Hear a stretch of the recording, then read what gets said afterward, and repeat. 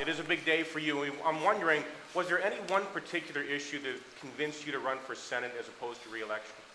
No, not on any one particular issue. Just the general feeling of what I said earlier, and that is that, a lot of the challenges that are facing our state are challenges that are national problems. And I think that, as I said before, what's important to me is serving and striving to serve with a servant's heart and wanting to serve in a place where I can do most for my fellow Floridians. And I'm convinced that that is in the United States Senate. But Governor, Chris, I want to ask you this question. That is that about 15 minutes after your statement was issued this morning, the National Republican Senatorial Committee endorsed your candidacy, even though you have an opponent in the Republican primary.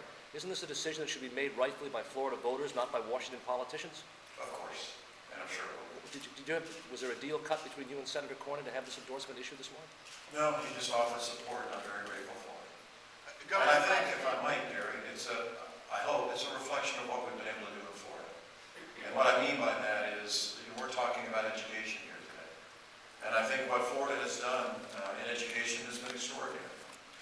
When I got elected governor, we were ranked 31st in the country out of 50 states by Education Weekly. We've now moved into the top 10 in the country. I think that's great. I think because we take a measure, we have accountability. And I would give great credit to my predecessor in that regard, Governor Bush.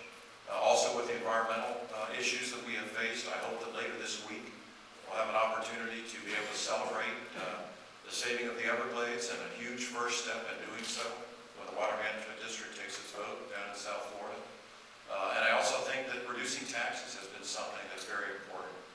Right after I got elected in the first session, we were able to pass the largest tax cut in the history of our state. And I think people appreciate that, and I hope it's a reflection of that.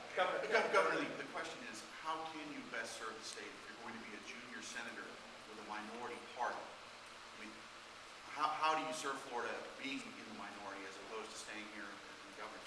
Hopefully by setting an example about the issues that we've addressed here in Florida, by making sure that there is an attitude of working together to get things done for Florida and for America.